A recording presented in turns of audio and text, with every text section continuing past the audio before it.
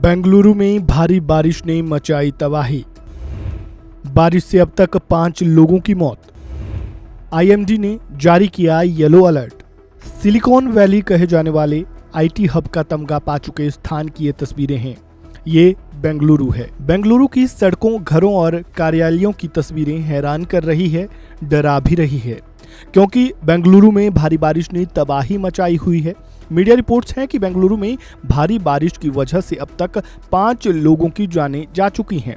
वहीं आगे के खतरे को भांपते हुए आईएमडी ने येलो अलर्ट भी जारी कर दिया है।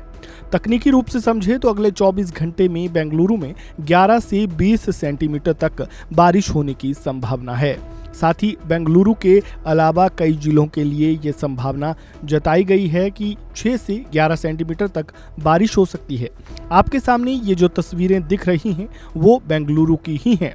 बेंगलुरु में भारी बारिश पर कर्नाटक के सीएम सिद्धारमैया भी नजर बनाए हुए हैं। सीएम सिद्धारमैया ने बताया कि बेंगलुरु में 104 मिलीमीटर बारिश दर्ज की गई है। ये अनुमान से बेहद ज्यादा है। साथ ही ये भी बताया जा रहा है कि 21 मई को वो डिप्टी सीएम के साथ शहर का निरीक्षण भी करेंगे। वहीं जहां तक बारिश की वजह से आई बदहाली की बात है, उनकी लिस्ट छोटी नहीं है।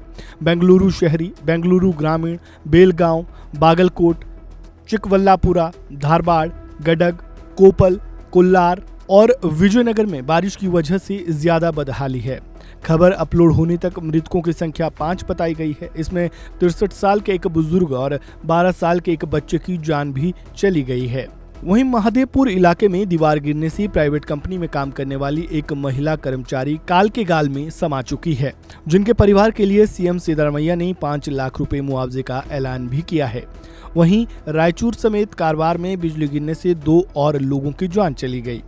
बारिश की वजह से बेंगलुरु की सड़कों पर जल भराव हो गया है, जिसकी वजह से ट्रैफिक जाम की भारी समस्या सामने आ गई है। इस बदहाल हालत को देखते हुए बीजेपी के सांसद पीसी मोहन ने इंफोसिस और सभी मेन आईटी कंपनियों से आग्रह किया है कि वो अपने कर्मचारियों को वर्क फ्रॉम होम करने को कहें, ताकि किसी भी तरह की जोखिम से बचा जा सके। लेकिन ऐसा पहली बार नहीं है कि ऐसे हालात यहाँ पहली बार पैदा हुए हों। बेंगलुरु में बारिश के बाद जल भराव सालों से चिंता का विषय रहा है।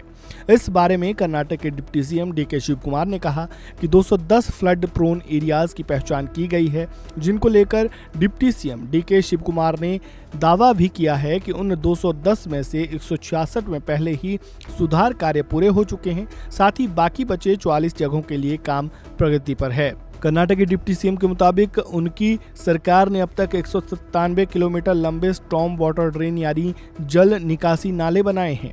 उम्मीद है कि कर्नाटक की सरकार अपने काम में सफल हो और आगे की स्थिति में सुधार हो। लेकिन फिलहाल के हालात इन तस्वीरों ने बखूबी बयां किए हैं। इस खबर में बस इतना ही। बाकी अपडेट्स के लिए जुड़े रहें वन इंडिया हिंदी के साथ। धन्यवाद। Subscribe to One India and never miss an update.